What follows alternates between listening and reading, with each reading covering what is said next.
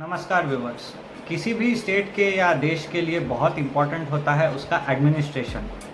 Basically civil और military administration तो बहुत ज़्यादा ज़रूरी होता है किसी भी स्टेट के लिए, क्योंकि ये दोनों चीज़ें जो है बहुत ही इम्पॉर्टेंट है। तो आचार्य चाणक्य ने अपने अर्थशास्त्र में सिविल और मिलिट्री एडमिनिस्ट्रेशन के बारे में क्या कहा है, देखते हैं आज के इस वीडियो में। सो व्यूवर्स, आज 8वें एपिसोड में हम लोग देखेंगे the civil and the military administration. Chanakya नीति में अर्थशास्त्र में एक सिविल और मिलिट्री एडमिनिस्ट्रेशन कैसे होता है उसके बारे में पूरा विवरण दिया गया है। तो यहाँ पे according to Kautilya the king should be the commander in chief of the armed forces of the state. तो यहाँ पे कौटिल्य के हिसाब से राजा जो है उनको आर्म्ड फोर्सेस का कमांडर इन चीफ होना चाहिए। As such, it was his duty to inspect the chariots, elephants, horses and infantry। तो यहाँ पे राजा का एक ड्यूटी यहाँ पे क्या है, चूँकि वो कमांडर इन चीफ है आर्म्ड फोर्सेस के, तो उनको टाइम टू टाइम इंस्पेक्शन करना है चैरियट्स का यानी रथों का, एलिफेंट्स यानी हाथियों का, हॉर्सेस यानी घोड़ों का, और इन्फेंट्री मतलब सैनिक, पैदल चलने वाले सैनिक जो हैं उनका। तो इन चारों चीज़ों का जो है उस ज़माने में यही चार चीज़ें होती थी एक आर्म फोर्स के अंदर। तो इन चारों का टाइम टू टाइम इंस्पेक्शन करना राजा का काम है, ये कौटिल्य का मानना है।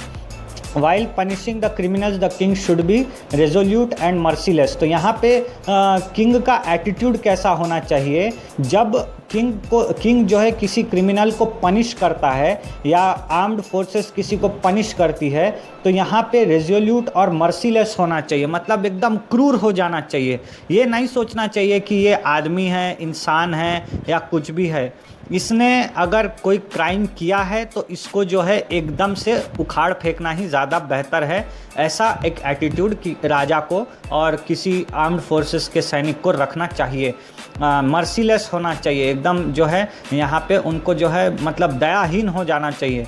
The king should keep a watch over the behaviour of his own official as well as that of his enemies. तो यहाँ पे किंग का एक और काम है, वो ये है कि उनके अंदर जो ऑफिशियल्स काम कर रहे हैं, गवर्नमेंट के अंदर जो ऑफिशियल्स काम कर रहे हैं, जो मंत्री है, मंत्री के फिर अंदर काम करने वाले लोग हैं, ये लोगों के ऊपर नज़र बनाए रखना है। साथ ही साथ किस पे नज़र बनाए रखना है, दुश्मनों पर भी नज़र बनाए रखना है कि आसपास दुश्मन हमारे बारे में क्या सोच रहे हैं, कौन सी चाल चलने वाले हैं, ये सब चीज़ों के ऊपर राजा को नज़र रखनी चाहिए। This involves the setting up of an elaborate system of espionage and on the widest scale possible. तो यहाँ पे जो है अच्छा एक बड़ा सिस्टम हो जाता है जिसमें कि बात सुनी सुनाई जो है हमारे कान तक, परफेक्ट न्यूज़ हमारे कान तक पहुंचने लग जाती है, और जिससे कि हम लोग जो है करेक्ट अपना डेटा रख सकते हैं अपडेट करके।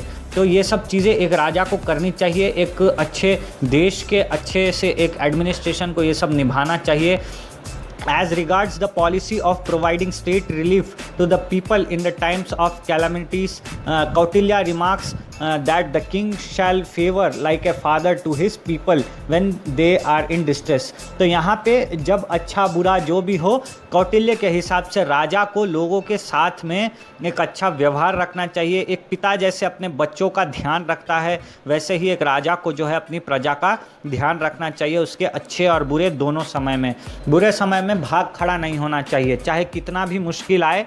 जैसे एक बच्चा एक बुरे समय में स्ट्रगल करता है और उसका पिता जैसे उसको सपोर्ट करता है, वैसे ही राजा को भी करना चाहिए। The king is required to maintain the infants, the aged and the diseased and the distressed person. तो यहाँ पे किंग को जो है कैसे लोगों के साथ में उनको मेंटेन करना ज़रूरी है। जो एकदम छोटे बच्चे हैं, जो एकदम बूढ़े लोग हैं, जो कि बीमार लोग हैं, जो कि बहुत परेशान लोग हैं, हेल्पलेस लोग हैं, और जो कि मतलब बहुत बुरी तरीके से मजबूर महिलाएं हैं और उनके बच्चे हैं, और ऐसे बच्चे जो कि अनाथ हैं, ऐसे लोगों का ख्याल किंग को ख़ास तौर पे रखना चाहिए, क्योंकि इन लोगों की सेवा करने से ही जो है एक अच्छी सोसाइटी तैयार होगी, ऐसा कौटिल्य का मानना है। Further Kautilya's king assumes a paternal character as he is expected to give active assistance to the agriculturist by making arrangement for the supply of good quality seeds, cattle and also money। तो यहाँ पे कौटिल्य के हिसाब से राजा जब काम करते थे मौर्य साम्राज्य में, तो वो ऐसा एक बिहेवियर रखते थे, पैटर्नल कैरेक्टर रखते थे, मतलब एक पिता के जैसे जिम्मेदारी निभाते थे, हर चीज़ लेके आते थे, लोगों की एक्टिवली असिस्टेंस करते थे, और जो एग्रीकल्चरिस्ट किसान लोग हैं उन लोगों के लिए प्रॉपर अरेंजमेंट करते थे सप्लाई का, किस किस चीज़ों का, अच्छी क्वालिटी के सीड यानी बीज, और कैटल मतलब जो गाय और बैल दोनों हैं अच्छे क्वालिटी के, उन लोगों की सप्लाई हमेशा रखते थे, और पैसों का भी प्रावधान किया करते थे राजा लोग। इसके अलावा the king has to construct reservoirs for storing water, repair old and build new irrigation facilities and make roads and construct markets. तो किंग का और क्या क्या दायित्व होता है, एक अच्छे रिजर्वायर्स की यहाँ पे बनावट की जाए ताकि जो है बहुत सारा पानी स्टोर हो सके एक एरिया में, पर्टिकुलर हर एरिया में अच्छे अच्छे रिजर्वायर्स होना चाहिए, ये कौटिल्य का मानना था।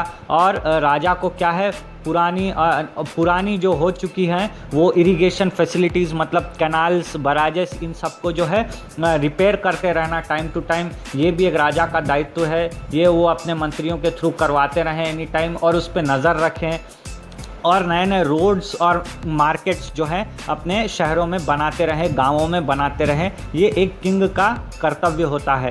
Active assistance should be extended to trade, commerce and industry, और टाइम टू टाइम असिस्टेंस देते रहना चाहिए किंग को, ताकि हम जो प्रजा है वो ट्रेड को, कॉमर्स को और इंडस्ट्री को एक्सटेंड कर सके, बढ़ा सके, उनके अंदर जो है प्रॉस्पेरिटी बढ़ जाए, उन्नति बढ़ जाए। For the purpose of mobilising the resources of the kingdom the king should impose taxes. तो यहाँ पे अगर कोई किंग का ये भी एक दायित्व है कि आप मेरे साम्राज्य से कुछ ले जा रहे हैं तो इतना टैक्स पे करके जाइए। He should collect a part of the agriculture produces as the share of the state. और यहाँ पे टैक्स के रूप में, शेयर के रूप में स्टेट के लिए वो क्या करना चाहिए, उनको एग्रीकल्चरल प्रोडक्ट्स जो है वो रखना चाहिए हमेशा अपनी इन्वेंट्री के अंदर, जैसे दूध हो गया, कपास हो गया, या गेहूँ हो गया, चावल हो गया, ये हमेशा से मेंटेन करते रहना चाहिए एक राजा को, ताकि जो है इमरजेंसी के टाइम पे ये सब चीज़ें काम में आ सके। तो व्यूवर्स, ये थी सिविल एंड मिलिट्री एडमिनिस्ट्रेशन, जिसके अंदर कि एक राजा का कितना कितना कर्तव्य है आर्मी के प्रति, और कितना कितना कर्तव्य है उनके नागरिकों के प्रति, ये सब के बारे में कौटिल्य ने जो है उस ज़माने में ही अच्छे से विवरित तौर पे लिख दिया था।